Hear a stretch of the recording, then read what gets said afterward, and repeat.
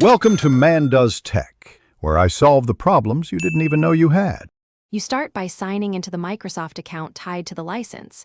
This verifies ownership and available subscriptions. Once signed in, open any Office app and go to File, then Account to view the current license and version. Make sure you have admin rights or the product key and billing details. Otherwise, pause and request access. This step ensures you can activate or change plans without interruptions, and it shows whether you need an upgrade versus a simple reactivation. Next, navigate to Manage Account from the Office app or Office. COM to see subscription options and assignments.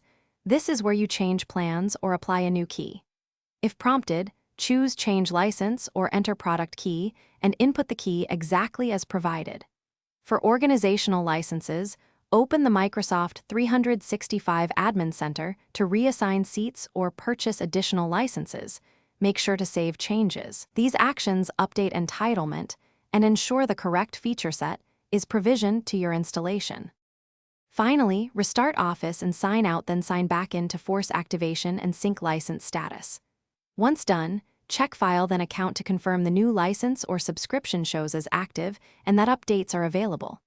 If activation fails, run online repair from Programs and Features or use the Office Repair tool. Note any error code.